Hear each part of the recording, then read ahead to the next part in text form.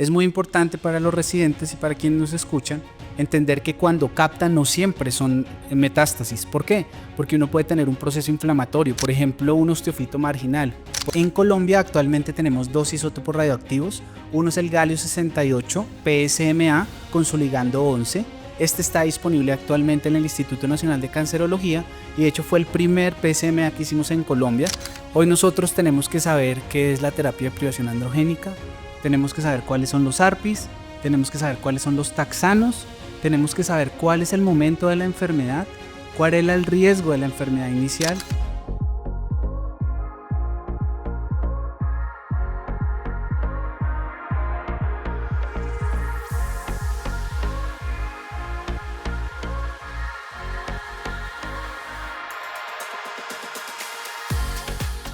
Hola, bienvenidos a otro episodio de UroConnect, Voces de la Urología Colombiana. Hoy vamos a hablar de una herramienta que ha transformado la forma en que vemos literalmente el cáncer de próstata, el PET-PSMA. Para entender a fondo cómo funciona, en qué se basa, cuáles son sus aplicaciones clínicas reales y cómo interpretarlo, hoy nos acompaña un experto en PET-PSMA, médico nuclear, el doctor Julián Rojas Camacho, jefe del Servicio de Medicina Nuclear de la Fundación Santa Fe de Bogotá. Él nos ayudará a resolver todas las preguntas que como urólogos nos hacemos respecto a este tema. Bienvenido, doctor Rojas. Muchísimas gracias por aceptar venir a UroConnect. Gracias, Estefanía, por la invitación. Súper contento de estar aquí con ustedes y espero poder contestar todas las preguntas que tengan. La primera pregunta sería, ¿cómo han evolucionado las imágenes en cáncer de próstata? Antes teníamos gamografía, TAC, ahora tenemos PET. ¿Cómo llegamos al PET? Bueno, la verdad es que el rol que tiene el médico nuclear en cáncer de próstata cambió. Pasó desde la gamografía ósea a tener hoy imágenes moleculares de última generación.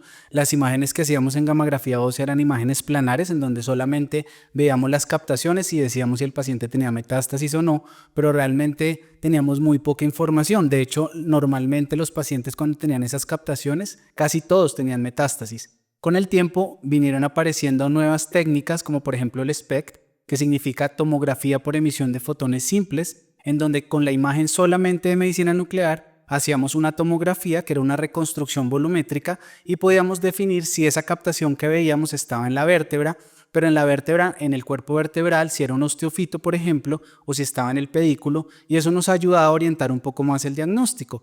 Con el tiempo fue apareciendo entonces el TAC, la imagen de fusión, y hacíamos imágenes de SPECT-CT, y entonces añadíamos el TAC, y adicionalmente a esa captación veíamos que tenía una lesión blástica y entonces decíamos tiene una lesión blástica en el pedículo de T11 que corresponde con una enfermedad metastásica. Cuando hacemos, de hecho todavía seguimos haciendo una imagen planar, es un rastreo de todo el cuerpo donde tomamos una imagen por delante, por detrás, a la derecha y a la izquierda. Eso es una imagen planar.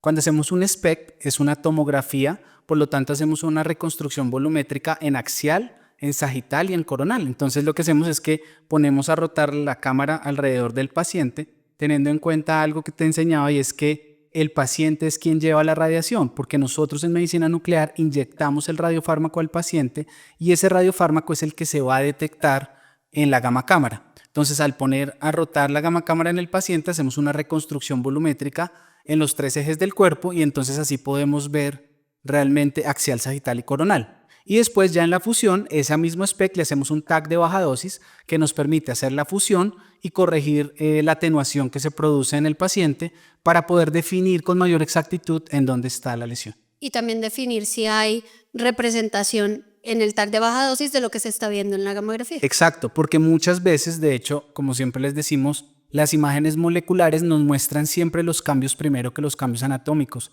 En muchos escenarios podemos ver que hay una lesión que es hipercaptante, que no tiene representación en el TAC. Entonces se ve la captación, pero no se ve la imagen blástica, que con el tiempo, pasado 3-4 meses, se hace el TAC y ya se ve la lesión blástica. Entonces siempre los cambios metabólicos van a ser primero los cambios. Anteceden el cambio anatómico. Usted ya más o menos habló de eso un poquito en esta respuesta, pero ¿cuál es la diferencia primordial entre la medicina nuclear y la radiología convencional? Bueno, esto es una cosa que encontramos normalmente cuando leemos un artículo y es que cuando leemos la imagen anatómica es el TAC o la resonancia, en donde por ejemplo en el TAC se utiliza radiación ionizante y es la cámara quien va a enviar la radiación para ver una imagen en el paciente. En la imagen molecular nosotros inyectamos siempre un radiofármaco. No es un contraste. Contraste el que se hace con el TAC, con el gadolinio en la resonancia. Este radiofármaco es la unión de un isótopo radioactivo con un ligando. Por ejemplo, en la gammagrafía ósea, que se utiliza con mucha frecuencia en el cáncer de próstata, es el tecnesio 99, que es el isótopo radioactivo, unido, por ejemplo, con el MDP o el HMDP, que es un bifosfonato que se va a unir donde hay una reacción osteogénica en el cuerpo. Por ejemplo, en donde haya una metástasis. Es muy importante para los residentes y para quienes nos escuchan entender que cuando captan no siempre son metástasis. ¿Por qué? Porque uno puede tener un proceso inflamatorio, por ejemplo, un osteofito marginal, por ejemplo, una osteoartritis facetaria, procesos inflamatorios que también generan una reacción osteogénica en el hueso, que son el diagnóstico diferencial y pueden generar falsos positivos. Entonces, básicamente la diferencia es que aquí el que emite es el paciente y no la máquina. Exacto. A través del paciente. Cuando hacemos la imagen planar o el SPECT, cuando hacemos la imagen de fusión, que desafortunadamente no tenemos en todos nuestros centros, entonces ahí sí hacemos un TAC, que como decía es un TAC de baja dosis que nos permite hacer la fusión de las imágenes para poder identificar ya no solamente la imagen molecular, sino también la imagen anatómica para saber efectivamente si eso que estamos viendo corresponde a una lesión de aspecto blástico o si efectivamente, por ejemplo, es una lesión a nivel del disco intervertebral o, por ejemplo, es una lesión a nivel del osteofito marginal o a nivel de la faceta articular. Ok, listo, bueno. Entremos un poquito en materia en el PSMA. ¿Qué es el PSMA y por qué se sobreexpresa en cáncer de próstata? Bueno, el PSMA significa antígeno específico de membrana de próstata, pero no es tan específico porque el PSMA se sobreexpresa en muchas otras partes del cuerpo. De hecho, cuando uno hace la imagen de máxima intensidad de proyección o de MIP del PSMA, ve que se ven las glándulas salivales, puede haber captación a nivel del duodeno, en los riñones, como vías de eliminación fisiológica, se puede ver el hígado, se puede ver el intestino, la vejiga. Y realmente se ha encontrado que el PSMA, a pesar de que se sobreexpresa en el cáncer de próstata, hay otros sitios en donde se sobreexpresa. De hecho, se ha estudiado en el cáncer de glándula salival, se ha encontrado también en el cáncer de riñón, en el cáncer de mama, sobreexpresión, en el hepatocarcinoma, en algunos pacientes hemos hecho PSMA. Pero ¿qué pasa en el cáncer de próstata? Es diferente al PSA que ustedes miden convencionalmente cuando hay recaída bioquímica, por ejemplo, que es el antígeno específico de la próstata. El PSMA es una glicoproteína transmembrana que tiene 3 dominios, un dominio extracelular amplio, un dominio intracelular y uno transmembrana. El intracelular es corto.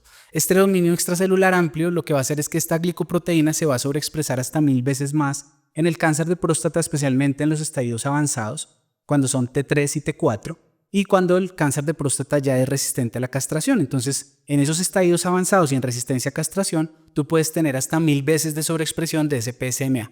Pero hay un dato que es importante y es que hasta en el 5% de los pacientes, independientemente, puede haber falsos negativos, es decir, que de forma idiosincrática el paciente no va a sobreexpresar el PSMA, independientemente del estadio de la enfermedad en el que se encuentre e independientemente si lleva o no de privación androgénica. 5%. 5%. En general. O riesgo. Da igual. Bueno, ¿cuáles son los radiofármacos PSMA que tenemos en la actualidad en Colombia? Bueno, cuando hablamos de PSMA, entonces estamos hablando del ligando. Ya sabemos que los radiofármacos son la unión del ligando con el isótopo radioactivo.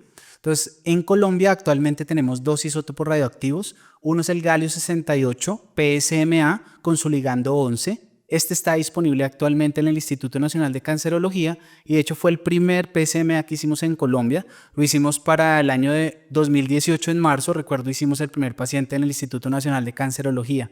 Este tiene una limitación importante y es que el galio 68 proviene de un generador de germanio y para que recordemos la vida media del galio 68 es más o menos 68 minutos. Por lo tanto, tiene una limitación en el transporte, de tal forma que galio 68 en la actualidad en el país solo lo estamos haciendo en Bogotá. Hay 2 radiofarmacias y entonces en Bogotá solamente podemos hacer galio 68 porque por temas de vida media es imposible que lo podamos llevar a otra ciudad. Entonces, ¿qué estamos haciendo? Flúor 18 que proviene de un ciclotrón. El flúor 18 vendría entonces con su ligando PSMA 1007, el ligando 1007. Y este PSMA 1007 pues tendría la ventaja de al estar unido con el ligando con el isótopo flúor 18, que tendría una vida media más alta y por lo tanto pues se puede transportar. Y este flúor PSMA 1007 es el que hacemos en Medellín, en Barranquilla, en Pasto, en cualquier ciudad de Colombia en donde haya una cámara de PET-CT. Ok, se produce en el ciclotrón y se puede transportar a esas Exactamente. ciudades. Entonces, en este momento, ciclotrón, para conocimiento de todos, tenemos 2 en Bogotá, 1 en Cali, 1 en Medellín y próximamente tendremos 1 en Barranquilla. De ahí es de donde provienen las dosis de flúor que se van a transportar a todas las ciudades. Bueno, ¿y cuáles son las diferencias entre el galio y el flúor en términos de biodistribución, eliminación? Esa es una... ¿Qué tenemos que saber eso para saber interpretar bien Claro, el PET? esa es una muy buena pregunta porque realmente el galio y el flúor tienen algunas diferencias desde el punto de vista físico, pero me voy a centrar puntualmente en el tema del ligando PSMA 1007 y del galio 68 PSMA 11, el ligando PSMA 11.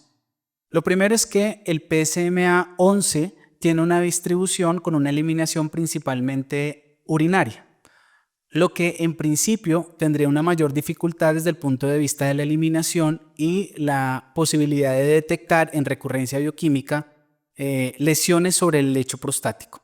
A diferencia de lo que ocurre con el PSMA 1007, que su eliminación es principalmente bilioentérica. Por lo tanto, en principio podríamos ver con mayor facilidad el lecho de la próstata. Uno de los problemas que tenemos actualmente son las lesiones indeterminadas que tenemos con el flúor PSMA 1007. Y es que hemos visto que hay muchas captaciones a nivel del hueso que no tienen representación a nivel del hueso en el TAC de baja dosis y que representan una limitación porque son falsos positivos, principalmente en arcos costales.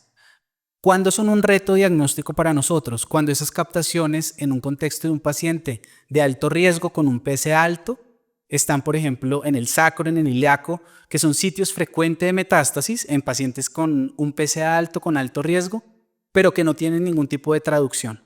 Que hemos visto que hacen parte de la distribución normal del PSMA 1007 y que representan un reto diagnóstico muy importante.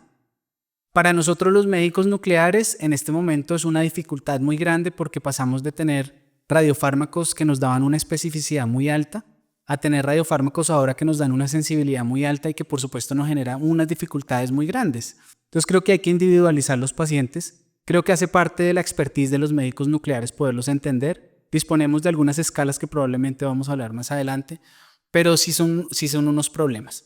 Para mí el radiofármaco ideal hoy en medicina nuclear para el cáncer de próstata no existe. Existen otros que no han llegado al país. Ya hay varios ensayos pivotales, varios aprobados por la FDA. El galio 68 PSMA 11 ya está aprobado por la FDA. Tenemos otro que es el Pilafiri, el DSFPIL con flúor, que no está en Colombia, pero ya está aprobado por la FDA en Estados Unidos. Este tiene 2 ensayos pivotales, que es el Osprey y el Cóndor, ya están disponibles en Estados Unidos. Tenemos el RH 7.3, que también está marcado con flúor. Para mí probablemente es el mejor radiofármaco porque tiene una biodistribución con eliminación urinaria y cuando uno ve la imagen de máxima intensidad de proyección realmente no se ve captación a nivel del hueso. Ahora, tiene una captación en un Gleason 4+4, pero con un PSA de 10. No le veo ningún tipo de traducción morfológica. Prefiero hacerle una resonancia, que es una imagen que es mucho más específica, que me va a permitir decir, tiene una captación en el ilíaco, yo no le veo ningún tipo de traducción y él me va a decir, tiene o no tiene nada. No tiene nada, pues sigan con su conducta y no nos va a cambiar, obviamente, ningún tipo de conducta al paciente. Por ejemplo, el valor de los SVs. Bueno, primero, ¿qué es SV? ¿Qué traduce SV? ¿Qué significa? Y el valor de esos SVs, ¿qué importancia tiene que nosotros lo conozcamos y que lo entendamos? Es muy importante. El SV máximo es muy importante. El SV es el valor estándar de captación. Depende de muchas cosas. Depende del peso del paciente, depende de la glicemia que tenía, depende del momento en el cual se pasó el paciente, depende de la gamma cámara que tenemos. Tenemos un PET digital, tenemos un PET analógico y lo que nos va a decir es cuál es la captación que nosotros haciendo una imagen de interés sobre esa lesión va a captar. Entonces en algunas publicaciones he encontrado y también dependiendo del isótopo que estamos utilizando y del PSMA o el ligando que estamos utilizando, ese SV máximo nos puede decir si esa captación es más sugestiva o no de que sea una metástasis o no. En algunas publicaciones se ha encontrado que un punto de corte por encima de 8 en una captación, por ejemplo, en el hueso, es más sugestiva de que sea una metástasis a que sea una lesión benigna o que no tenga ningún tipo de significancia. Yo pienso que más allá del SV máximo, que de hecho yo recuerdo cuando empecé a leer PET y no PSMA sino FDG, le decían, oye, cuando tengo un SV máximo por encima de 3 es más tumoral que inflamatorio. Realmente yo creo que, decía un profe nuestro, para saber leer PET, más que saber qué es un SV máximo y saber leer un PET, hay que saber es de cáncer de próstata. Entonces ahí es que entender la enfermedad. Ahí es que saber cuál es el Gleason, cuál es el momento, la enfermedad está localizada, es una recaída bioquímica, cuál es el nivel de PSA de recaída, cuál es el nivel de PSA en ese alto riesgo, ¿es un real alto riesgo o es un riesgo intermedio desfavorable? ¿Es un paciente que está en una resistencia a castración? ¿Es un paciente que tiene terapia de privación androgénica? ¿Cuánto tiempo lleva con esa terapia de privación androgénica? Además del SV, por ejemplo, también es importante dentro de lo de biodistribución y eliminación normales. Por ejemplo, en algún momento de la vida se hablaba de que tuviera más captación que el hígado, que tuviera más captación que el mediastino, que la parótida, que la glándula salival. ¿Cómo funciona eso? Estas son unas escalas que se han creado y también se han creado dependiendo del ligando o el radiofármaco que estamos utilizando. Lo que nos dicen son escalas semicuantitativas que son visuales. Entonces nosotros, por ejemplo, en PSMA11 podíamos mirar la captación con respecto al hígado porque su eliminación es principalmente urinaria. Pero si tú estás haciendo PSMA 1007 en donde la eliminación es bilioentérica, entonces te dicen no lo compare con respecto al hígado, compárelo con respecto al vaso, pero resulta que nuestro 1007 por algún motivo hace que el vaso capte intensamente. Entonces, ¿con respecto a qué lo vas a comparar? Entonces ahí nuevamente digo yo, más allá de que con respecto a qué lo vas a comparar, es ¿qué le pasa al paciente? Tenemos que saber es del cáncer de próstata. ¿Pero hay algunos criterios estandarizados para esos informes? Sí, son algunos criterios estandarizados. Desafortunadamente, como te digo, por ejemplo, el EPCMA lo pueden utilizar en cancerología y en algunas de las instituciones en donde podemos tener galio 68 PSMA11. En otros lo que hacemos es compararlo con respecto al vaso, con respecto al mediastino y son criterios semicuantitativos visuales. Básicamente lo que nos dice es capta un poco más que el vaso, capta un poco más que el mediastino y con respecto a eso nosotros podemos sugerir o no si la lesión es metastásica. También nos dice el sitio en donde está la lesión, ¿es un sitio frecuente de metástasis o no es un sitio frecuente? Esa captación que usted está viendo tiene representación morfológica o no. Y con base a eso te da unos puntos. Y con esos puntos es que tú determinas si eso es o no una metástasis para esa lesión. Ok. Respecto al uso de PET y su importancia en la estadificación local, pues no sé, a veces llegan con un PET que no tiene metástasis, pero dice que capta la vesícula seminal, que capta la cápsula, que tiene compromiso de la pared anterior del recto. ¿Qué tan confiable es para nosotros eso, esa expresión que puede tener el PSMA en PET para estadificación local?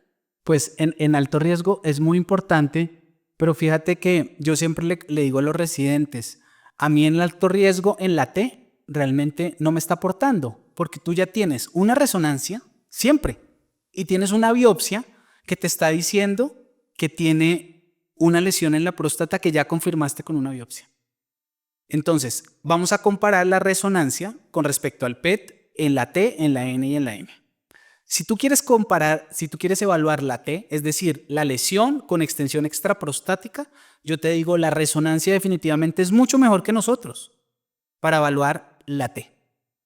Si tú lo que quieres es ver las vesículas seminales, estamos iguales. Entonces, la resonancia de próstata y el PET-PSMA en los ensayos clínicos muestran que somos iguales a la hora de hacer la detección. Pero si tú lo que quieres es valorar la N, aquí el PET-PSMA es mucho mejor que la resonancia, porque acuérdate que nosotros podemos detectar ganglios en los PET digitales en los cuales tenemos en nuestros hospitales hasta de 2 y 3 milímetros, de tal forma que en la resonancia probablemente o no se ven o por RECIST, pues son ganglios milimétricos que no tienen significancia patológica. Entonces, a tu pregunta, para la T, para ver la extensión extraprostática, pues realmente nosotros damos una información, pero quien te da la información real es la imagen anatómica, la imagen seccional, que es la resonancia. Para las vesículas, igual, probablemente el PET-PSMA te da una información muy valiosa, igual que la resonancia, pero para los ganglios yo creo que el PET-PSMA por encima de la resonancia. Bueno, ya nos quedan claras las generalidades del PET-PSMA y ahorita la idea será que entremos un poquito más en cáncer de próstata y que hablemos un poquito de cómo el PET ha cambiado las indicaciones quirúrgicas y de tratamiento en cáncer de próstata. Yo creo que donde es definitivo es en el alto riesgo, o sea, cuando aparece el ProPSMA y hace la comparación con respecto a la imagen convencional y en Melbourne, en el Hospital de Victoria, el doctor Hoffman hace esos dos grupos con TAC, gamografía ósea, que hablando de la imagen convencional versus el PET con PSMA, con galio 68 PSMA 11, pues hay un dato que para mí es muy importante. Y es que cambió la conducta para ustedes hasta en el 30% de los pacientes. Es decir, en un paciente que probablemente tenía la enfermedad localizada, el PET con PSMA le dijo, hey, tiene ganglios que usted con la imagen convencional no estaba viendo. O por ejemplo, en esa imagen convencional en donde con la gamografía desafortunadamente, aunque se hizo con SPECT-CT, usted le estaba viendo metástasis. No eran metástasis, eran imágenes que probablemente eran imágenes o lesiones benignas, que no eran metástasis y que no sobreexpresaban PSMA. Esa imagen siempre la han mostrado y era la diferencia entre la gamografía ósea y el PET con PSMA, y es cómo cambió la forma como nosotros vemos hoy el cáncer de próstata. Y es que nosotros no solo estamos viendo el hueso, estamos viendo la próstata, estamos viendo la N y estamos viendo la M, pero no solamente el M1B, estamos viendo el M1A por encima de la pelvis, pero también el M1C, estamos viendo el pulmón, estamos viendo el hígado, el cerebro y el peritoneo. Entonces definitivamente cambia completamente y yo creo que en tu práctica habitual lo ves, y es que cuando haces el PET-PSMA en el alto riesgo, pues es definitivo que no esperabas encontrarte aún en un paciente que tenga un Gleason de riesgo intermedio desfavorable, un ganglio por ahí que tú no te esperabas y que definitivamente cambia tu conducta y que probablemente va a hacer que el paciente sea llevado a radioterapia o a cirugía o la conducta que le corresponda. En alto riesgo está clara la indicación, pero ¿qué otras indicaciones tiene el PET en otros escenarios del cáncer de próstata? El PET, pues tenemos entonces el uso de criterios apropiados. Fue la reunión de varias sociedades científicas, americana, la Sociedad Americana y Urológica de Medicina Nuclear, igual que las europeas, y ellos lo que hicieron fue el uso de criterios apropiados y lo que hicieron fue darle un número para ver en dónde había indicación. Yo creo que hoy rescato 4 puntos. El primero sería el alto riesgo, ya hablamos de este. Creo que está absolutamente indicado, ya aparecen las guías de la NCCN. El siguiente sería en la recurrencia bioquímica. En recurrencia bioquímica, el primer ensayo fue el de los californianos, apareció con galio 68 PSMA 11. Nosotros lo hicimos en el Instituto Nacional de Cancerología y participamos también en países emergentes en un ensayo clínico multicéntrico con galio 68 PSMA 11. Y se encontraron 2 cosas muy importantes. Y es que para recurrencia bioquímica, el valor del PSA de recurrencia es el valor más importante, con una P estadísticamente significativa, y es que cuanto más alto tengas el valor de PSA en recurrencia, mayor es la probabilidad de detección del PSA. De tal forma que cuando tengas un PSA por debajo de 0.3, la probabilidad del diagnóstico es cercana al 30%. Cuando está entre 0.3 y 0.5, 37 al 40%. Cuando está entre 0.5 y 1, puede llegar entre el 50 y el 60%. Cuando está entre 1 y 2, puede llegar entre el 60 y el 70%, y cuando está por encima de 1 a 2 puede llegar hasta el 80%, con valores por encima de 2 cercanos al 90%. O sea que deberíamos esperar mínimo para no desperdiciar el recurso a tener un PSA por lo menos en 0.5. Claro, pero esta es una pregunta que uno se la devolvería, y si hubiera un oncólogo radioterapeuta, cuando tú quieres una terapia de salvamento, dirías, si tú tienes 0.5, probablemente estaría por fuera del 0.3, en el cual el paciente estaría en la ventana para el salvamento. Entonces, si tú me preguntas a mí en mi experiencia, ¿cuándo sería un buen momento? Uno pensaría que 0.3 es un buen punto de corte, 0.3, 0.4. 0.5 me parece que para tener el 50 al 60% ya es un poco lejos, pero también entiende uno que el recurso a veces no está disponible. Para mí un buen punto de corte es 0.3, 0.4. Estamos dentro del rango de la ventana de la recurrencia y de la ventana de la radioterapia, por lo tanto 0.3, 0.4 es un buen rango. El siguiente escenario entonces después de la recaída bioquímica probablemente sería el escenario no metastásico del cáncer de próstata resistente a la castración. Ya sabemos que existen 3 medicamentos, enzalutamida, palutamida y daralutamida, que mostraron eficacia en el contexto del no metastásico resistente a la castración. Pero sus ensayos pivotales Prosper, Spartan y Aramis se hicieron con imagen convencional, es decir, gamografía ósea y TAC.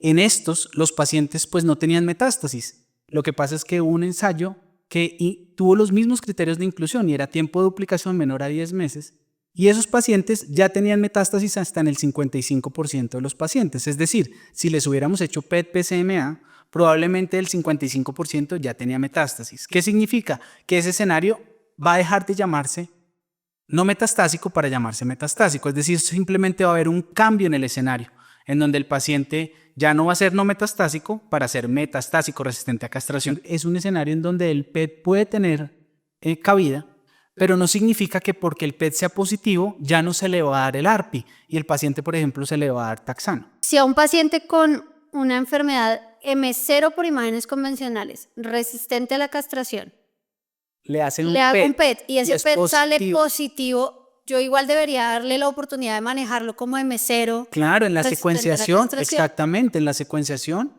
tú ya mostraste los 28 meses de supervivencia con el ARPI, el que le corresponda, el que sea. Y el siguiente escenario sería el escenario del lutecio, previo a la terapia en el diagnóstico, en donde usted necesita saber si ese paciente sobreexpresa o no el PSMA.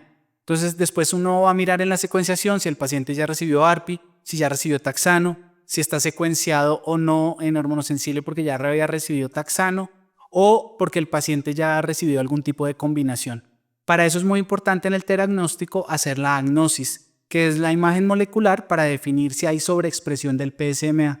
Recordemos que ese PSMA se va a sobreexpresar hasta 1000 veces más en el cáncer de próstata resistente a la castración y es una condición sine qua non para poder dar lutecio en los pacientes. Entonces, para poder tratar a los pacientes con lutecio, es muy importante hacer un PET con PSMA. Cuando uno mira el uso de criterio apropiado en el escenario hormonosensible, hoy no tenemos indicación.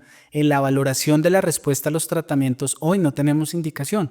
La mayoría de los estudios que tenemos en hormonosensible son valoraciones de respuesta en mililitros, pero son en ensayos clínicos. ¿Por qué? Porque, como les decía, en el escenario no metastásico, los ensayos pivotales que dieron lugar a la aprobación de las dupletas, las tripletas, se dieron con imagen convencional. Se tiene que hacer con imagen convencional, con TAC y con gamografía. Es la forma como hacemos la valoración de la respuesta. No lo hacemos con PET, con PSMA, porque además muchas veces los pacientes llevan ADT, llevan ARPIs. Esos pacientes llevan deprivación androgénica que hace que haya una disminución de la expresión de PSMA que está comprobada y nosotros lo vemos. Los SVs máximos del que me preguntabas hace un momento se disminuyen. ¿Cómo se ve el futuro de la medicina nuclear? No solamente en términos diagnósticos, sino ahora en términos de tratamiento con radiofármacos y de combinaciones. Bueno, pues es definitivo que nuestro rol cambió. Hoy realmente hacemos parte activa de la Junta Multidisciplinaria. Cuando vamos a la Junta Multidisciplinaria, yo recuerdo en cancerología hace 10 años cuando empezamos nosotros a asistir a la Junta con el doctor Varela, era ver las gamografías óseas. Y recuerdo que los PET que veíamos nos los traían de Chile y de México. En el 2018 hicimos el primer PET con PSMA en Colombia. En el año 2020, en enero, hicimos la primera terapia con lutecio y empezó a cambiar el rol porque hicimos parte activa.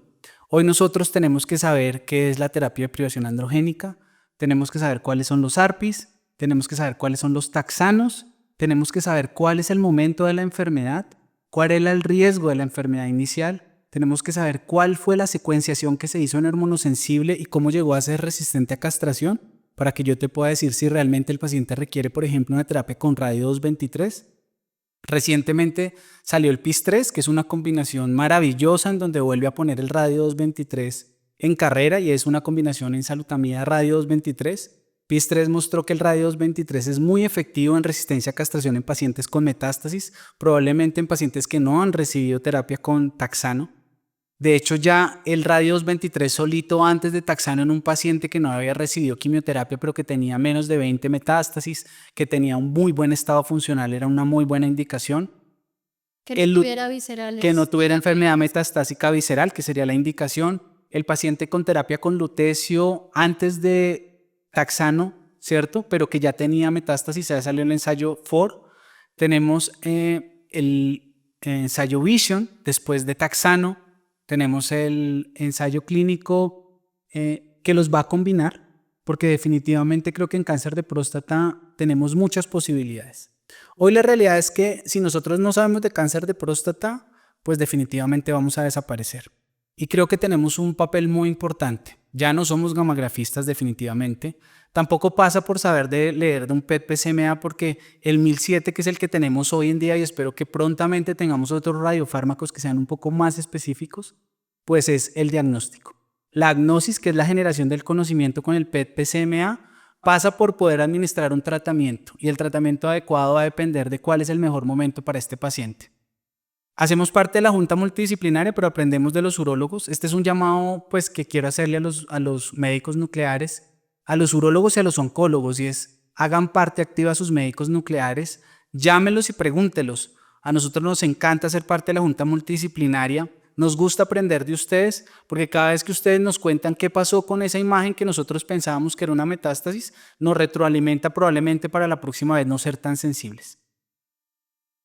Con respecto al tratamiento, creo que el lutecio se está llevando una gran parte. Las combinaciones que vienen son maravillosas, probablemente con ARPIs, como les decía, pero creo que es definitivo que la calidad de vida que le estamos dando a nuestros pacientes, pasamos de estar después de cabazitaxel a estar entre docetaxel y cabazitaxel, y hoy con el FOR antes de taxano, en ese paciente que es muy fit antes de quimioterapia y que el oncólogo no quiere darle la quimio porque sabe que probablemente va a tener algo de toxicidad, y el lutecio en un paciente candidato pues puede ser una gran alternativa. ¿Cuál es la probabilidad de que un paciente que reciba lutecio antes de quimio tenga un estado funcional suficiente para recibir taxano después? Hoy en la Fundación Santa Fe Bogotá tratamos más o menos 4 pacientes semanales resistentes a castración, algunos de ellos ya en FOR antes de taxano, que son pacientes que tienen muy buen estado funcional y que progresan y que probablemente después van a ir a docetaxel y que terminarán en cabazitaxel. Los pacientes no hacen toxicidad grado 3. Obviamente algunos de ellos pueden hacer algún tipo de toxicidad grado 1, grado 2, pero como nosotros administramos los tratamientos cada 8 semanas, los pacientes se recuperan y ellos recuperan su médula porque son pacientes que están en un estado funcional muy bien. Se recuperan y les podemos dar el siguiente ciclo y les damos 1200 milicurios y los pacientes van muy bien. Ahora yo te pongo el caso contrario. ¿Qué nos pasaba antes? Sí, claro. Los pacientes que ya habían recibido docetaxel, que ya habían recibido cabazitaxel, eran unos pacientes que tenían una reserva no fit. ¿Por qué? Porque eran pacientes que tenían una reserva medular muy mala. Tenían una reserva medular con unos leucocitos muy bajitos, con una hemoglobina muy bajita, que ya estaban muy tocados. Pero aún así resistían los 6 ciclos de tratamiento. Entonces, un poco vamos a buscar el candidato. Yo creo que es un reto para todos. Esto pasa por una junta multidisciplinaria. Así como es un reto para ustedes definir a veces cuál es el mejor tratamiento, lo es para nosotros. Esto no lo definimos solos, lo definimos con el urólogo, lo definimos con el oncólogo y definimos cuál es el mejor momento. La secuenciación es un reto y cada vez tenemos nuevas combinaciones, aparecen nuevas combinaciones, aparece la genética que es tan importante para nosotros y ahí vamos a definir cuál es el mejor paciente. Bueno, doctor Julián, muchas gracias por ayudarnos a entender cómo el PET-PSMA no solamente nos muestra más, sino que nos permite ver mejor. Esto va a ser un cambio en el paradigma, en las imágenes, que nos obliga a repensar cómo diagnosticamos y cómo tratamos a nuestros pacientes y también cómo definimos el cáncer de próstata. Muchas gracias por venir, por enseñarnos y pues por aceptar la invitación. Nada, súper contento. Muchas gracias por invitarme. Y un mensaje es que recuerden que nosotros en medicina nuclear ya no solamente tratamos lo que vemos, la gamografía ósea, el PET con PSMA, sino además vemos lo que tratamos y con el tiempo hemos afinado el punto que estamos cuantificando lo que estamos tratando, al punto en que nuestros pacientes ya sabemos cuánta radiación le estamos depositando y eso obviamente nos va a hacer determinar y tratar cada vez más preciso a nuestros pacientes. Muchas gracias. Muchas gracias. Chao.